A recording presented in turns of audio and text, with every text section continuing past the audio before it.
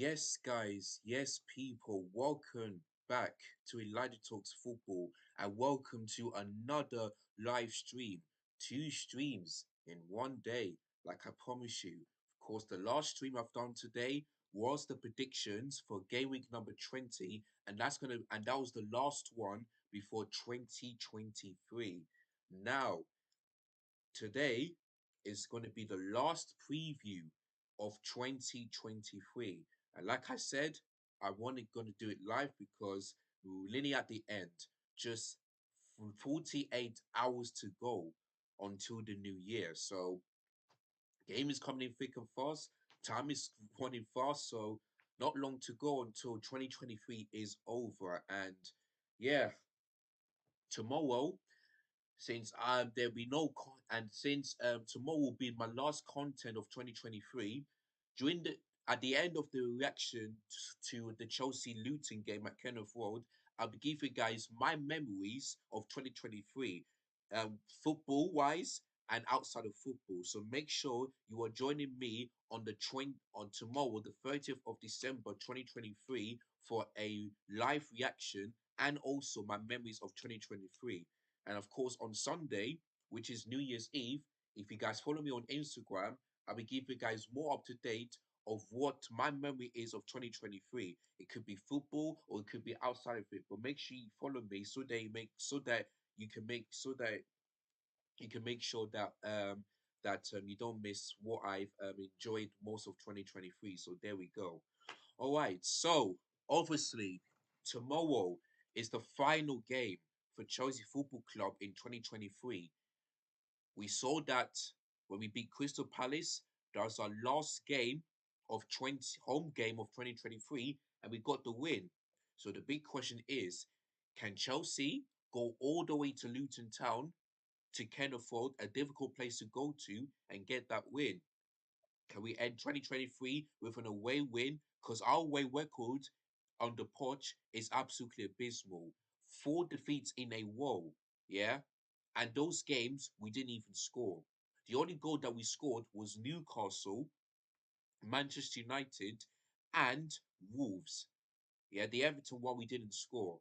Our away record is terrible. Only three goals scored, and let me see, four, 6, 8.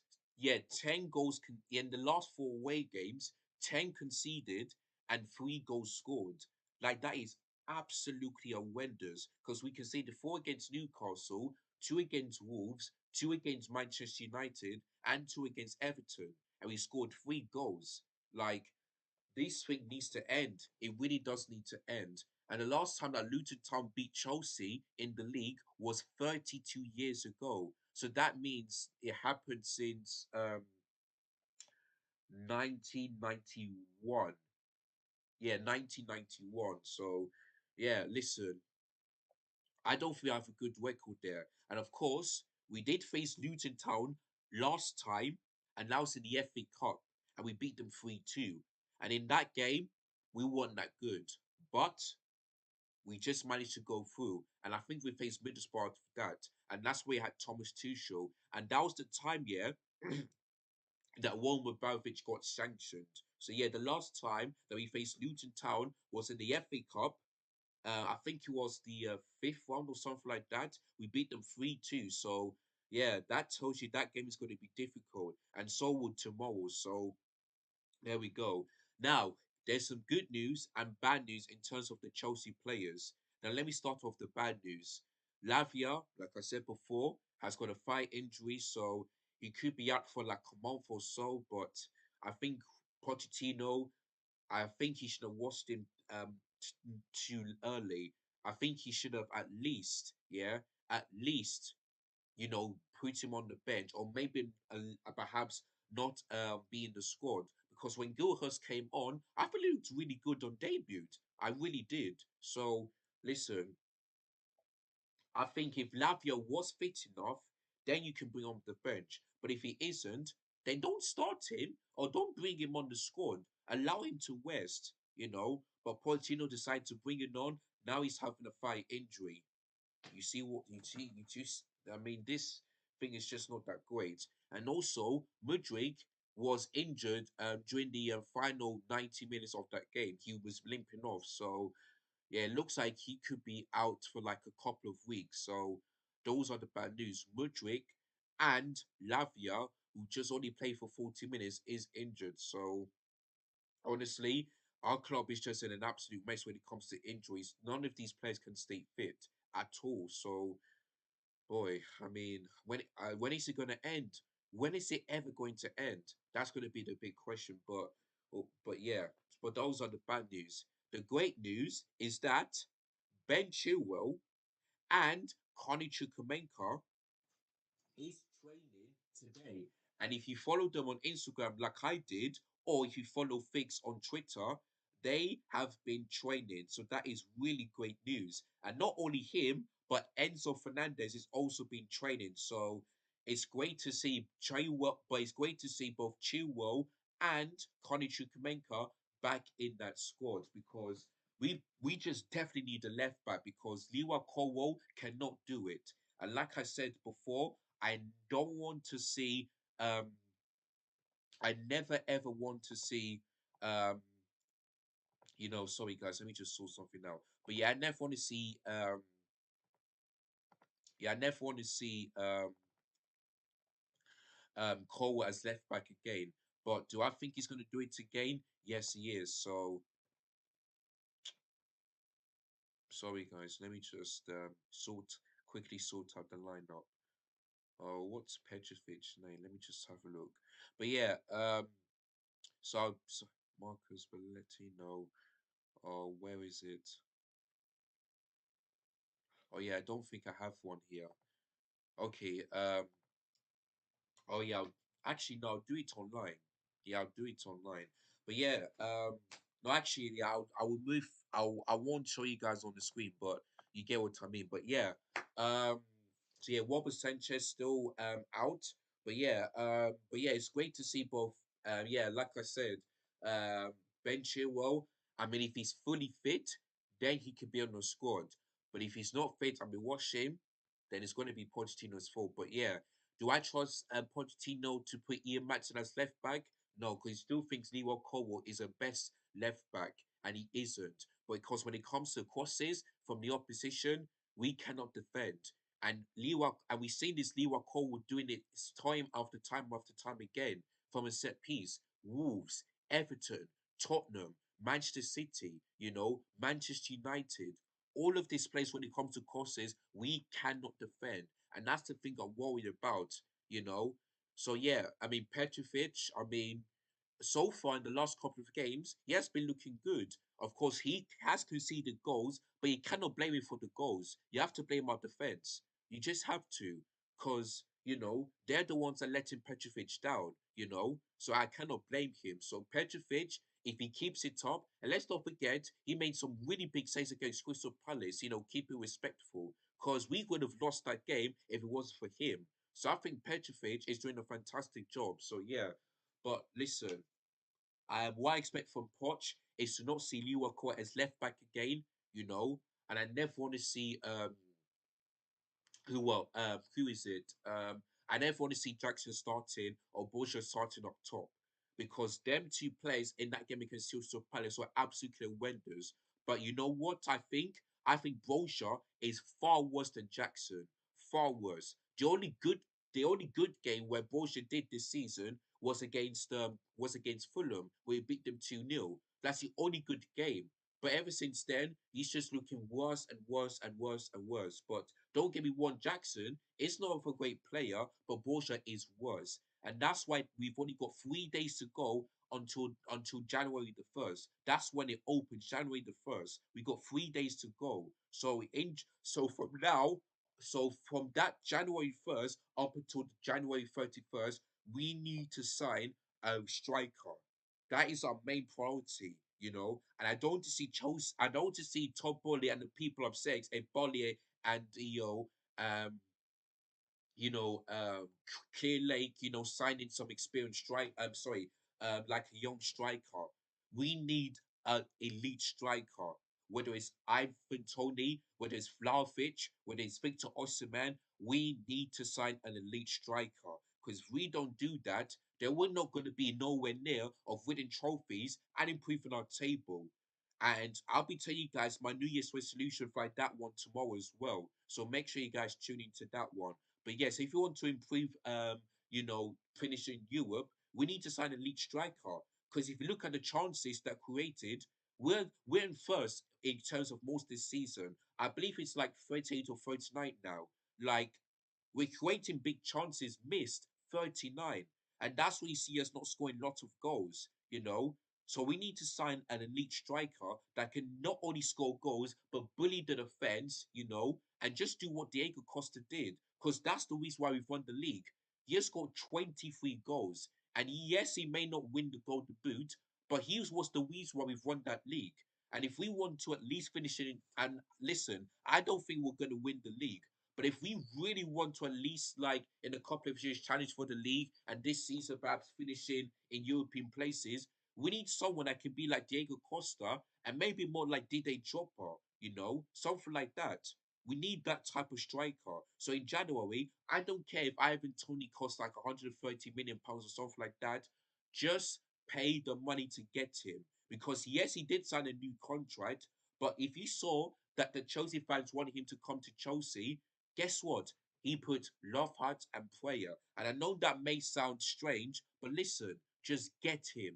Get him. Because Ivan Tony, if we sign him, that'll be great. But I think you want to go to Arsenal. And if I was him, go to that team, because Arsenal in the title race, Arsenal in the Champions League, they've got more chance, yeah, of winning a trophy this season than Chelsea. So if I was Ivan Tony, go to Arsenal, just like Madrid should have done. And Declan Rice did the same thing. He went to Arsenal. Yes, he may not have the worst pros against his old club, but at least he's current Arsenal and did the right thing. So yeah, Ivan Tony, if I was you, go get an elite, go to Arsenal. But for us Chelsea, whether it's Vlahovic, whether it's Dominic Solanke or Chris Wood or whatever it is, go and get an elite striker. It's as simple as that. But yes, back to the Luton game. Of course, we did beat them 3-0 earlier this season, but in that game, we were lucky because the first half, we were all over the place. We scored the goal. I think it was Raheem Sterling that scored the first goal, something like that. But if you look at Luton, they had so many opportunities, the likes of Ross Barkley, Elijah, Adebayor. They had created so many chances, and that could have been a totally different game. And then in the second half, we looked so much better. Sterling was the man of the match because he scored 2 goals and got the assist for, I believe it was Nicholas Jackson. So yeah, that game was 3-0, but we were just terrible. And that game was on the Friday night football, and everyone is watching it. And guess what? It's going to be the same thing tomorrow. Everyone, even the rivals, going to be watching that game because that game is going to be live on TNT Sports 1, at Kenneth Road. So we need to win this game away from home because, like I said, 4 away defeats is not good enough. And this game tomorrow cannot be a fifth one. We just can't. Because I can't remember the last time that we ever had games, 5 or more away games consecutive loss. I can't remember. So tomorrow we need to fix up and get our away win. And let's hope we can end it on the last game of 2023. In terms of our home record, it's getting good. The last 4 games, 3 wins and 1 draw, but we've won on penalty shootout. So Stamford Bridge is starting to improve a bit. It really, really has. So fair play. But away from home tomorrow, it has got to improve. It's as simple as that. So there we go. So yeah, Luton Town ain't gonna be an easy place to go to and face, especially at Kenneth Road, because they were this close to actually beating Arsenal and getting a result, but Declan Rice scored a late winner there. The Man City won. They scored the first goal. They were brilliant in that game, but they've lost. They drew against Liverpool. Tottenham just only managed to beat them 1-0, but they created so many clear-cut opportunities that could have been a different game. Who else did they face? Yeah, I talked about Arsenal, Liverpool. Oh yeah, they haven't faced Manchester United yet. Manchester United are still, you need to play them away from home. But yeah, Kenneth ain't that easy. And guess what? They've got some decent results at home. 2 home games they've won. Crystal Palace and Newcastle United. So that's going to be a very difficult game. And plus, the reason why I'm not confident in this game at all is because Whenever Chelsea win the game, they lose the next one. It's just like up like a seesaw. Like we win, we lose, we win, we lose. Like I said, the last time we've ever got consecutive wins, like two or more than that, was in October, where we beat Fulham and we beat Burnley next. So listen, like I said, we need to get wins consistently. And the only way for us to do that this season is for the players to perform consistently. If you're a defender, you know what you need to do. Make interceptions, make blocks. If you're a fullback, putting some winning crosses in like Malo Gusto did, make sure it goes straight to the Chelsea player and then boom. If you're a midfielder, if you're DM, you know what to do. Every time you see the opposition, don't foul them, but just try and win the ball back. Yeah. If you're attacking midfielders, especially if you're winger, go plus plays, take players on. If you're number 10, pass the ball straight to the striker. And yeah, and if you're a striker like Nicholas Jackson, make some good ones. Make sure you time one perfectly because normally he's offside every time and just try and put it in the back of the net, because that opportunity that he missed against Crystal Palace was absolutely horrendous, and that's why I don't want him to start for tonight's game against Luton Town tomorrow. I want him to be on the bench, and the same thing goes for Amanda Bolsha. So there we go. So yeah, our job to do is to win away from home and improve it.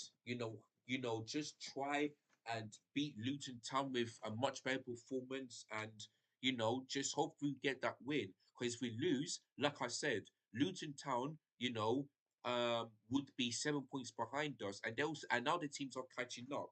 Like I said, if we lose against Luton and Bournemouth and Wolves win tomorrow, they can go above us and we can finish in 12th, And if we also have Everton points deduction, we would have been 11th right now, and we would have been in 13th, So we need to win this game because if we win against Luton and Newcastle lose against Liverpool on New Year's Day, we are 1 point behind them, and we will get closer to European places. So it's listen, Luton Town is a must win for them because they're looking to be out of the relegation zone for the second time this season. So yeah, it's a must win for both teams. But for me, it's a must win for Chelsea. We need to get that win if we want to stay close to the top European places and also win a trophy. We need to win. It's as simple as that. All right, guys. So that is the preview. Saw a comment saying home Luton. I'm not. You must be a Luton fan. NGOC, if I'm not mistaken. If you're a Luton fan, then let me know how do you think about this game. But yeah, it's a home to Luton at Cameron Ford. So yeah, so we're playing away from home. You guys are playing at your ground. So there we go. But yeah, that is the preview for tonight's game. Sorry, for tomorrow's game. Now let me give you my predicted lineup and what I want Poch to do and what I think he's gonna do for that game tomorrow. So in goal, obviously it's got to be Petrovic because he had a winning because the last couple of games he's been looking good. Yes, he has conceded goals, but you cannot really blame him. And he's making big saves. And most of the games, he has barely anything much to do. So for me, Petrovic in goal, since Robert Sanchez is still with an injury. Right back, Malo Gusto, man of the match performance. And even when he looked into left back, it looks like that position, he done well in that position against Crystal Palace. So it looks like we have Malo Gusto who can play as a fullback, left or right. But I think right back is much better than a left back, if you know what I mean. So yeah, Malo Gusto's right back, left back. For me, I'm tired of seeing Lewa Colwood there. I want to see Ian Matson there because he's a left back. Yes, as a right winger, he can do well in that position, but I think he's more of a left back. So I want to see Ian Matson as left back in that game against Luton. If I don't see it, then we are definitely not winning this game, and we'll definitely concede from another course because that's what we always do. So yeah, Ian Matson as left back. The two centre backs. I'm gonna go for Disasi and Badia Shield, even though Thiago Silva will stop this game because he did got that West against Crystal Palace. So There we go. But listen, I know Badishu has been looking a bit shaky of the last couple of games, but listen, he's still one of our best defenders, so I still want to give him a chance. And plus, we barely play him every single time. So yeah, Badishu and Disasi as the two centre backs. In terms of the DMs, I'm gonna since Enzo Fernandez is back in training, I don't want to watch him. And since there's no Lavia in that squad, um, actually, you know what? Yeah, actually, so yeah, so since Cole Palmer and William Sterling is back, the DM, I have to go for Conor Gallagher and Caicedo. In fact, let me read you a stat here, and I'm going to tell you guys why I think Conor Gallagher should never be sold. Take a look at this, if I can find it for out by up to Joe. Conor Gallagher is the only player, yeah, only player in Europe's by five leagues, Serie A, La Ligue, in like Premier League, Serie A, La Liga, League and Bundesliga. Those are the top five. Yeah, this season with more than 20 shots, more than 20 chances created, more than 20 dribbles completed, more than 20 touches in the opposition box, more than 20 duels won, more 20 tackles, and more than 20 interceptions.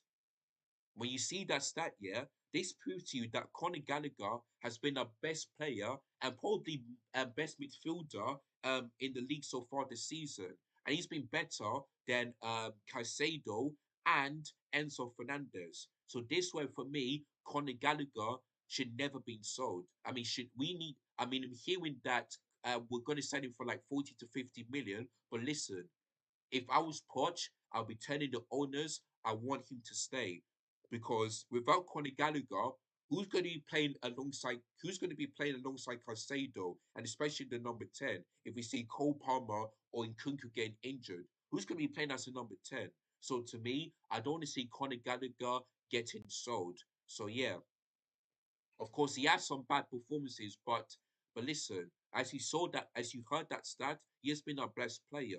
So I don't want him to be sold this season. I want him to continue. And if Conor Gallagher can still pick up, performances like this, then I think he deserves a new contract. It's as simple as that. So Conor Gallagher and Pochettino, if I was you, I want you to beg Egbarley, Clearleg, Todd Bowley the people that are obsessed to let you stay and give you a new contract. It's as simple as that. So there we go. So yeah, Conor Gallagher and Caicedo as the two DMs. In terms of the attacking midfielders, left wing, since there's no Mudryk, I have to go for Raheem Sterling because he played that position against Luton and he was the man of the match. So let's hope he can do the same thing against tomorrow away from home. On the white, I want to see Madueke start. Yeah, I want to see him start because like Ian Madsen, if we don't start Madueke and don't give him confidence, he's most likely to be sold, and I never want that to happen. And he made one of the impact when he came off the bench. Won the penalty, scored the penalty. And it took him 74 minutes to make that change. So for me, Madueke needs to start. Yeah, we need to give him confidence and we need to give him game time. Yeah, because if we don't, then what's the point? What's the point of him, being at this club? So Pochettino, I know you don't, I know you're not watching this right now, but listen, I am begging you, start Madueke, yeah, start him, not Ian Matson, start him. Simple as that. So Ian Matson as a white winger. In terms of the number 10, I have to go for Cole Palmer because I think the number 10, I feel like it's much better than he plays on the white. Don't get me wrong, he can play well on both positions, but I think for me, the white winger, I mean the number 10 is more suited to him because he can score goals and he can get a couple of assists as well. So yeah, Cole Palmer's the number 10. In terms of the striker, I want to see listen, I know many of you don't want to hear me say this, but I have to. Christopher Nkunku up top because the game against Wolves, he scored and created more chances than Borja all season. The game against Crystal Palace, yes, he may not score, but at least he was part of the first goal, where he passed it to Gusto and Mudryk scored. So listen, Christopher Nkunku as the false nine. Because I know, yeah, he will do so much better in that position than Boja and Jackson. So much better. So I want to see both Boja and Jackson on the bench and Christopher Nkunku up top. It's as simple as that. If I ever see Boja up top, then I'm not going to be happy. If I ever see Jackson up top, then I'm also not going to be happy. If I see Madueke not starting, I'll be fuming. And if I see Leroy Cole as left back instead of Ian Matson, then I'll also be fuming. And that just proves to me that Pochettino keeps chopping and changing and doesn't know his best starting 11. And yeah, we're probably going to lose this game. And even his substitutions is also going to be questionable. So there we go. So yeah, Christopher Nkunku as a false nine. So there we go. So that is my predicted lineup. Let me go through them one more time. So in goal, Petrovic, right back Gusto, left back Ian Matson, um, DM, Caicedo, and Conor Gallagher, attacking midfielders, Sterling on the left winger, Madueke on the right wing, Cole Palmer's the number 10, and Christopher Nkunku up top. So that is my predictor lineup for tomorrow's game. Now, in terms of my prediction, obviously I went for 1-0 Luton. I'm still going to stick by that. If Pochettino does the line puts out the lineup that I predicted, then I think we're going to win. And if we do lose this game, then I'm not going to be playing Poch. But the reason why I predicted a 1-0 Luton win is because I don't. I feel like he's going to keep chopping and changing again. I still think he will not start Madueke. I still think he's not going to be put. I still think he's going to be putting Lewa Cole left back and maybe what else? Maybe stand on the whites and something like that. So that's how I think it's going to do. So that's why I went for 1-0 Luton. If just because Pochettino always like to put players in the one position, but if he goes for the ladder, but I predicted that I think we'll win. If we lose this game, that will be playing. I won't be playing Poch, and now I will also be playing the players. So there we go. But if we lose this game, and Pochettino makes the wrong subs and the wrong lineup and tactics and his game management, then I won't be playing with the players. I'll be playing Pochettino too. So Pochettino and the players, just Pochettino get the lineup right and the players step up, and let's hope we can improve away from home because this the we cannot let it be fifth home. Fifth away defeats in a row, which is called. It needs to end. So yeah, so let's hope that Chelsea can end 2023 with a away win against Luton Town at Kenneth Road, which is not far from West London, if you want to be honest. So just about an hour or so. So there we go. So yeah, that is it, guys. So like I said, a special live preview to it because this is the final one of 2023. So that's why I decided to go live.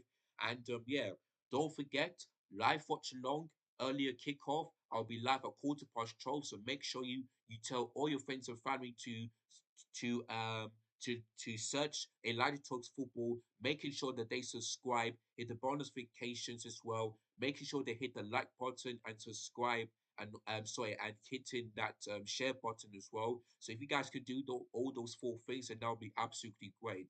Then after that, a live reaction and a special one where I'm going to be talking about the game, my New Year's resolution, and what's my favorite memories, and I'm going to end it with a wishing you guys a happy new year. So that is going to be the plan for tomorrow. So yeah, live watch along and live reaction to that game tomorrow. So there we go. Right, guys. So that is it, the final preview of 2023. So it's been an amazing one. Of course, I've been consistent in my previews, but in 2024, I'll be doing previews, either recording or going live. So make sure you keep it locked in on my YouTube channel. So yeah, guys. So that is it. That is the end of this preview to Luton versus Chelsea, which will be kicking off tomorrow. I want to say a massive thank you to NGOC for coming on and giving and commenting as well. I want to say thank you to those of you that did watch this stream. And if you did, let me know how do you think about it. If you liked it, give it a thumbs up. If you're new, subscribe, share this video to everybody that you know, hit the bell notification as well. And yeah, so guys, I'd like to say thank you so much. Big up your down selves. There's the final preview tomorrow, and then my final content is going to be tomorrow of 2023. So there we go. So, right, guys, enjoy your sleep, enjoy your Friday nights, the rest of it. Have a great night's sleep, and I'll catch you guys again tomorrow for a um, special watch along and reaction to it as well. So make sure you guys don't miss any of that one. So yeah, guys, but as always, take care, look after yourselves, take care, goodbye, God bless, and I'll catch you guys again tomorrow. In a bit, people. Peace. Big up your damn selves. I'm out of here. God bless.